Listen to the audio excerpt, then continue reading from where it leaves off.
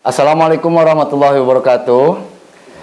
Baraya Ngumbara, alhamdulillah pada kesempatan ini kita ketemu lagi di Ngumbara, yang dimana alhamdulillah kita kedatangan tamu agung luar biasa, guru kita yang bernama Aang Acep Rizalullah dari Tasik. Aduh, kersa angka dinya ang, hatur nuhun pisan ajakeun atuh Ngumbara. Seperti biasa kita akan ngobrol-ngobrol sama Aang. Mudah-mudahan obrolan ini buat Baraya Ngumbara bisa menjadi sebuah motivasi yang nantinya bisa menjadi pelajaran buat kita semuanya. Baik, sebelumnya Assalamualaikum Aang. Waalaikumsalam warahmatullahi wabarakatuh. Halo. Alhamdulillah Aang bisa kesini menghadiri konten kami lewat Ngumbara. Biasa Aang ada slogan dulu Aangnya. Oleh Ngumbara yuk. hayu. Hayo, luar biasa.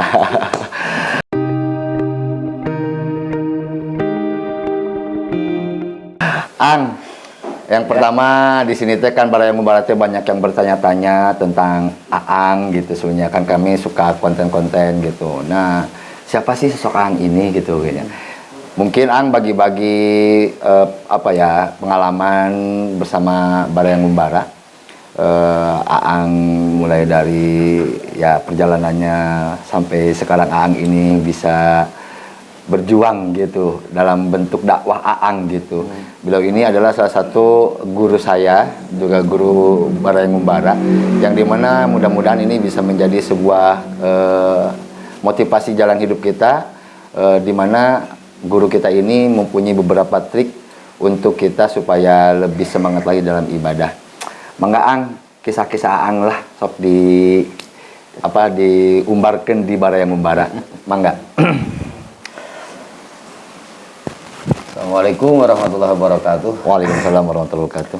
Terima kasih pada Kang Hilman yang telah secara khusus mengundang saya untuk berbincang di podcast Ngumbara beserta Ajis Tonik. Jadi kita bikin Kang Among sekitar nama. Oh gitu. Wah, tribejaan. Kenai lah. Jadi kanyahoan we. Saya ngobrol dari mana nih teh? Sok perjalanan Aang waktu mudana kumaha gitu Aang, ya sampai sekarang lah sok Aang. Ya bagi-bagi pengalaman Aang lah. Ya. Latar belakang pertama biasanya berbicara dari keluarga ya.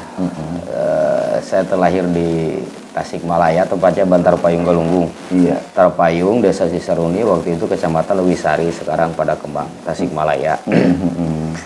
Lingkungan keluarga saya keluarga pesantren ya. Oh, pesantren. Bapak pegang pesantren, mamang pegang pesantren, kakek dari buyut. Bahkan pesantren kita, pesantren Bantar Payung, awalnya itu pesantren yang didirikan oleh kakek buyut nomor 7. Oh, kakek buyut nomor 7. Iya, Yang Agung Mahmud tahun 1778. Ya Allah. Yang Agung Mahmud itu namanya Syekh Hasan Muhammad. Ketika setelah hijrah ke Mahmud, dari Bantar Payung hijrah ke Mahmud, bertambah namanya jadi Syekh Hasan Muhammad Zainal Arif ya.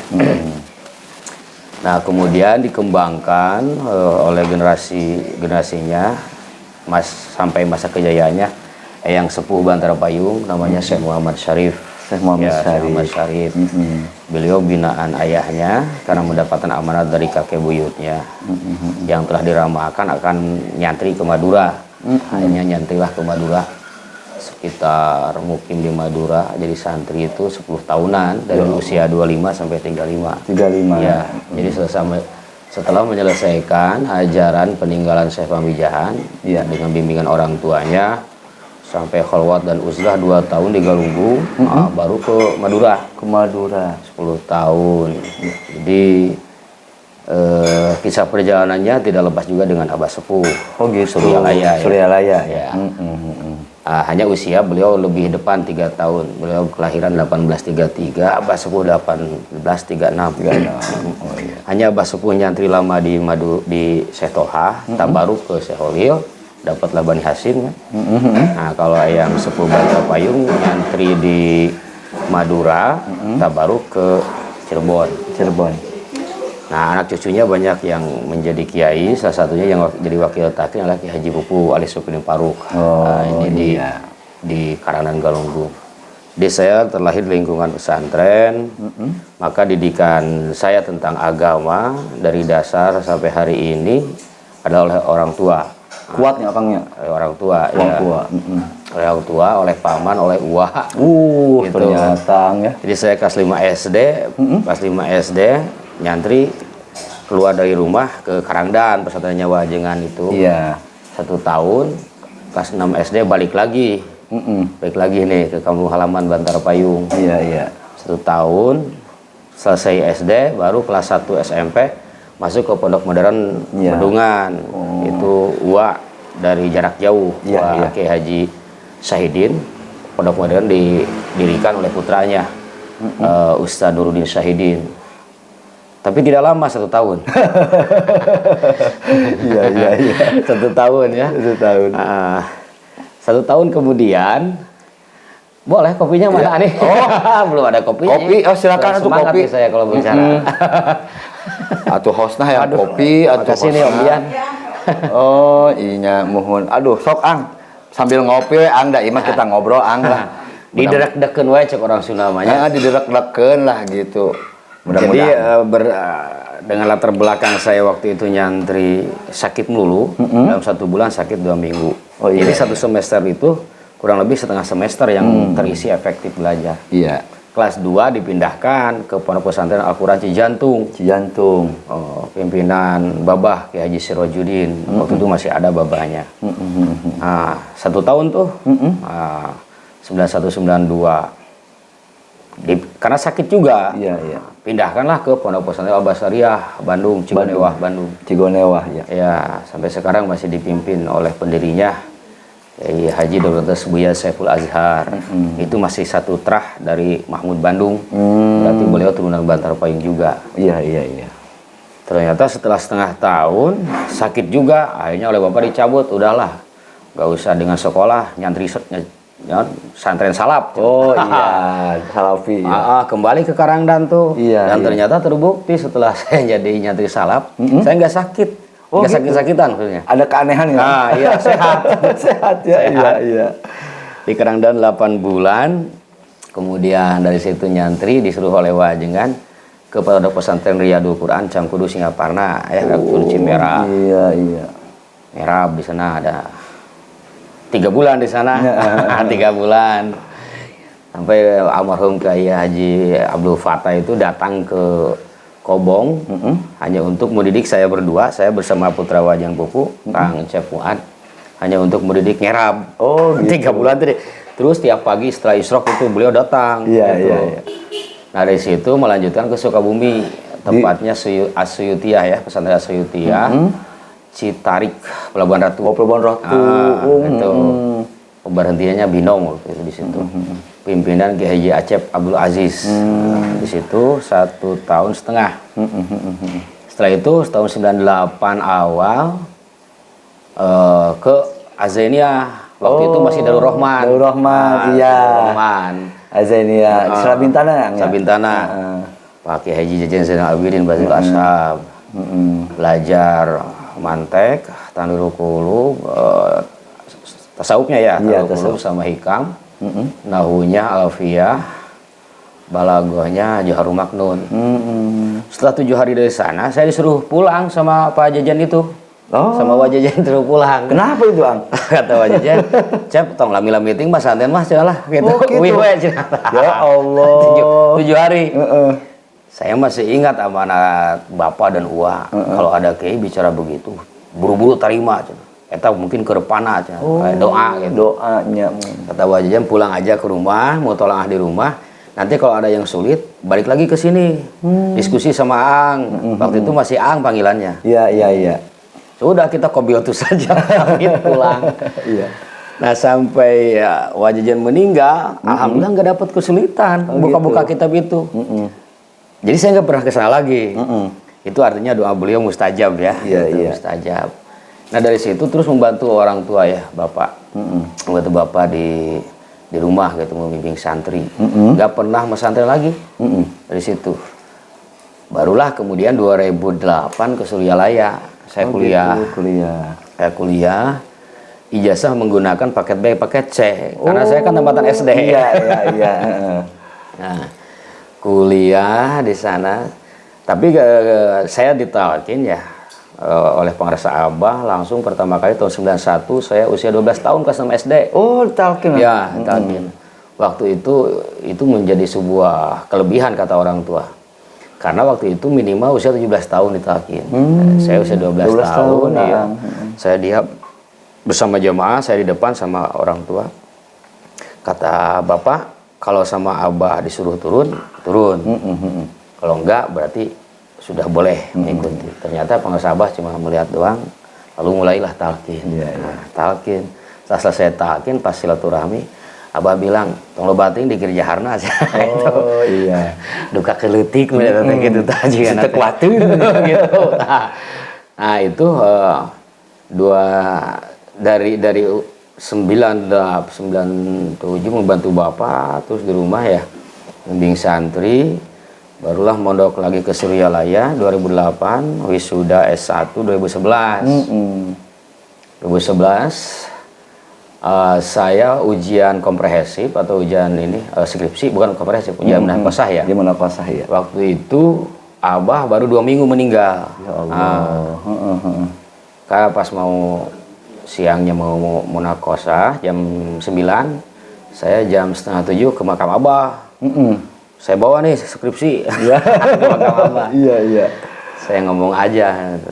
Kayak mau ujian, minta doa, kemudian mohon petunjuk. Saya setelah selesai kuliah, setelah diwisuda, saya harus kemana gitu. Mohon petunjuknya, karena saya dengar dari para guru memang petunjuk guru itu lebih utama ya. Kita jangan mengambil keputusan sendiri gitu. Nah, sekedap ang, sebelum lanjut ngopi lah ang. Ya, siap.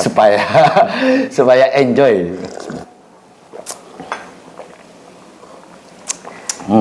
Gitu. Nah, setelah selesai dari makam, saya turun, ada Kang Haji Baban, ke sana Kang Haji Baban. Saya minta doa lagi pada beliau. Udah minta doa, saya keluar, pas udah baru beberapa langkah dari gerbang madrasah, panggil lagi. Kumaha Kang ya? Mana emang saya kudu balik di ke Fakultas Dakwah. Oh, gitu. Maksudnya gimana? Nggak bantu ngajar di Fakultas Dakwah. Iya. Itu bahasana teh nah ngasinan si Kodir, bahasa kan beliau begitu ya. Kalau saya gak berani bilang begitu, kan itu dosen saya. Apalagi sekarang jadi ketua umum. Jadi gak enak Kang ya. Cuma itu bahasa Kang Haji. Iya. Oh, saya bilang begini, Kang nggak beda. Naon gitu cara maksudnya? Kan dosen harus S2, saya baru S1. Ma aing we cenah gitu. Iya, iya. Kapan maneh mah boga pengalaman di pesantren. Ya akhirnya saya per 1 Oktober tuh mengajar ya.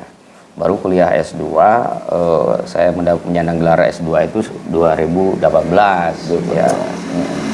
2018. Ya pada akhirnya saya kemudian dipinta oleh Kang Haji. Kang Haji bilang, minta izin ke Bapak, apakah diizinkan kamu tinggal di sini? Karena beliau tahu kan, Bapak punya pesantren, mungkin ada pemikiran beliau kalau saya diperlukan. Oh gitu. Ya Bapak memang memerlukan di pesantrennya, tapi karena ada permintaan di Kang Haji, ya sudah ikuti aja Kang Haji. Jadi sebagai niatnya mengikuti pengarsa Abah. Oh gitu. Nah di sepanjang tahun itu sebetulnya saya masih belum fasih untuk berdakwah, artinya ceramah ya. Saya beberapa kali waktu itu dipinta oleh teman-teman untuk berbicara di MKTM di Masjid Nurul Ulum. Iya, iya, iya. Jadi malam manakib itu di Nurul Ulum itu ada kajian Sudu. Dulu dibangun oleh Pak Jajan sama Pak Gawos. Oh ya. Iya. Nah sebelum Sudu itu suka ada ceramah dulu nih para mubalik. Saya pernah dipinta, saya nggak berani. Pada waktu itu Amin? Enggak, ya nggak berani. Bahkan waktu itu saya menerima undangan dari sana sini juga, nggak pernah percaya diri.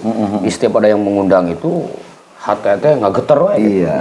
Berat ya? Berat gitu. Sampai saya merasa cemburu juga pada teman-teman. Istilah kata teman-teman banyak meminta pandangan, pengalaman, termasuk bimbingan kitabnya dari saya. Tapi ceramahnya luar biasa gitu ya, mentalnya. Sementara saya, bila pun harus bicara naik mimbar, rero. Oh, Rero iya. itu apa ya? Keluh. Iya, iya. Lidah keluh, hati bisu. Bisu. Lah bahasanya balelol. Relo itu. Seringkali banyak undangan yang dilempar ke teman-teman atau ke saudara. Gitu. Nah ternyata setelah konsul ke bapak, saya begitu kata ayah, yaitu karena memang dulu eyang sepuh mengatakan beramanat jangan sampai ada anak turunan yang suka dagang suhun. Apa tuh Sunan? Jadi dagang suhun teh dagang suhunnya ke ya. rumah-rumah. Ke rumah-rumah ya. Artinya jangan sampai ada anak turunan yang suka ceramah di panggung katanya. Sebab pisapi dakudato sato, ya pidato teh pisapi dakudato sato. Jadi jangan anu ngomong nu nyarita di harapan umum poho kana dirina teh jauh jeung sato. Oh, gitunya. Ada teh. Nah, iya. Iya nanya. Nah, kata bapak kan kita manggilnya ke bapak tuh AA ya. Iya. AA juga begitu, makanya nggak pernah ngaji keluar. Karena kalau memaksakan ngaji pasti sakit. Bila pun nggak sakit, pernah memaksakan diri setelahnya sakit. Iya, iya. Hanya terus istighfar. 3 hari baru tenang. Nah, Ajeng Pupu juga kadang seperti itu. Oh, masih. Beliau juga fasih bicara itu, luar biasa sastranya. Tapi jarang, bahkan hampir dikatakan tidak pernah bicara di luar. Oh, gitu. Ya, di Nurul Asror juga waktu kebagian tugas khidmat ilmiah di Suryalaya, dia nggak berani. Oh, gitu. Ya. Nah, terus bagaimana saya dikasih tugas nih.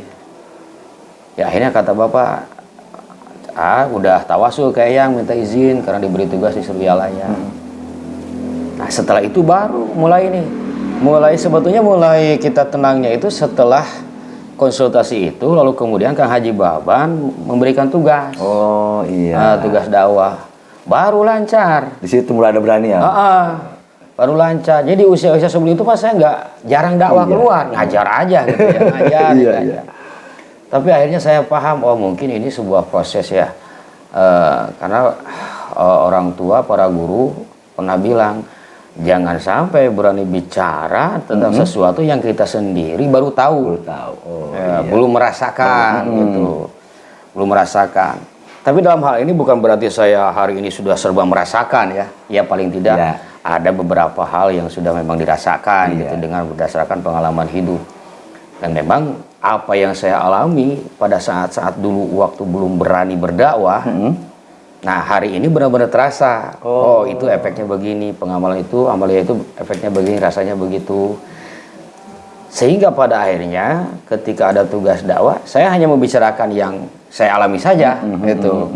Saya alami, yang saya rasakan, itu yang disampaikan. Ketika harus menyampaikan sesuatu yang belum dirasakan, terasa apa ya, hampa, nggak ada power, nggak gitu ya. ada kekuatannya, nggak ada, gitu. nggak ada kekuatan.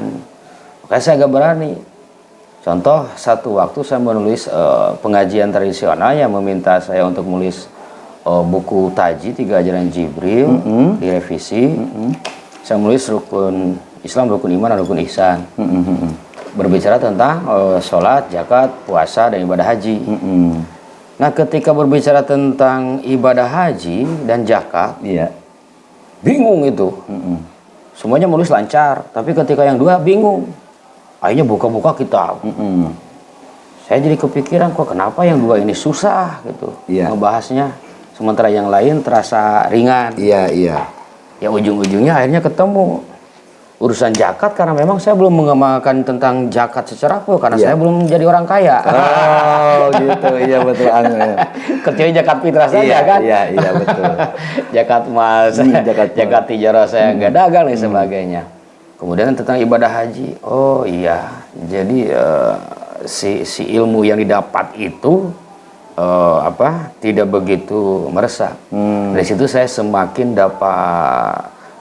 membuat saya yakin ya, bahwa ilmu yang memang belum kita rasakan dalam amaliyahnya itu hampa ketika kita berbicara itu. Jadi harus ada pengalaman dulu ya. Ya, samalah dengan kehidupan. Ketika orang yang ditanya itu berpengalaman dalam dunia bisnisnya, misalnya dia semangat kok, mau gebu-gebu gitu ya. Ang diet lah ang.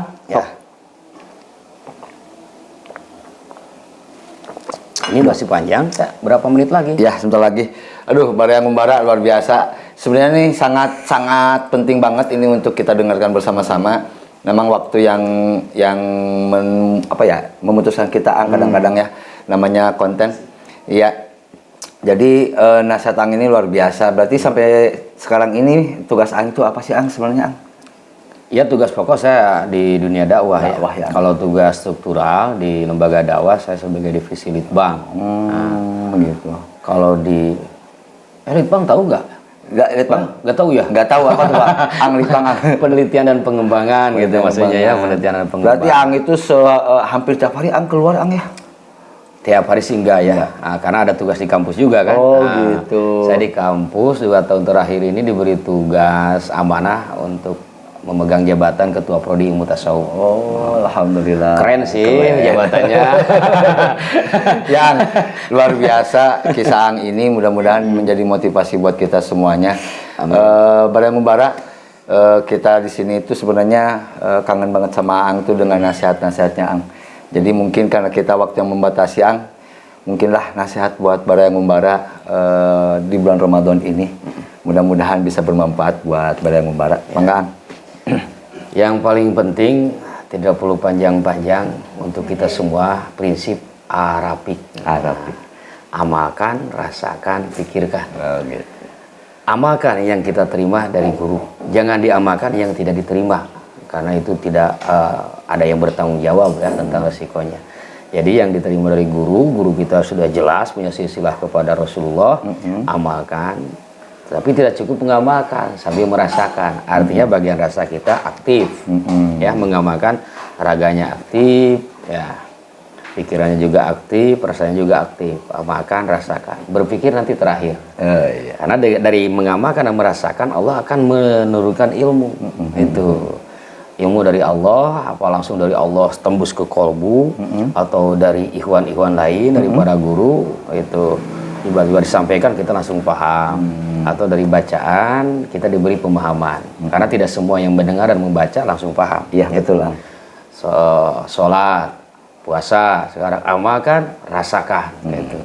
Nah, apalagi ditambah kita mendapatkan warisan dari guru agung, pengeras Abah, ya TKN, Profesor Suryalaya, yang amaliyah pokoknya DKM saja, men. Apa tuh DKM itu? DKM zikir khotaman manakib. Oh iya. Ya, salat sunat, ziarah, mandi gitu. Iya. Ini yang 6 nih amalan pokoknya gitu ya. Zikir harian, zikir setiap detik ya, jaharopi berarti. Kemudian khotaman minimal seminggu sekali, manakiban sebulan sekali, ziarah diatur saja sesuai kondisi. Tapi jangan lupa juga bukan hanya ziarah ke guru, ke orang tua juga ya. Sholat sunat, mandi. Insya Allah dengan itu kita akan mendapatkan kebahagiaan. Amin. Bukan berarti gak ada masalah, masalah pasti datang. Tapi karena kolbunya kuat, kokoh, teguh, ibarat pohon yang kokoh, akarnya menancap ke bumi yang paling dalam. Angin sebesar apapun kuat. Iya, tidak akan jatuh. Ya? Tidak akan jatuh. Apapun masalah hidup kita akan tetap tegar. Dan Allah akan selalu memberikan solusi yang terbaik untuk kita. Amalkan, rasakan, pikirkan. Arabik. Alhamdulillah. Baraya Ngumbara, itu nasihat yang luar biasa. Mudah-mudahan Baraya Ngumbara bisa menjalankan dengan sebaik-baiknya. Karena di sini pun juga kita belajar bersama-sama Ang ya. Namanya belajar mah insya Allah sedikit demi sedikit juga kan bisa Ang ya. Oke, Baraya Ngumbara mungkin sampai di situ dulu, sampai di sini dulu perjumpaan kita atau obrolan kita dengan Ang. Hatur nuhun pisan. Mudah-mudahan Ang sehat, berkah ya. Dan paling utama mudah-mudahan Ang tidak putus semangat untuk terus berdakwah. Amin. Oke, dari saya Kang Among Tea dan bersama Ang di sini mengucapkan terima kasih dan wassalamualaikum warahmatullahi wabarakatuh. Ngumbara yuk. Hayu.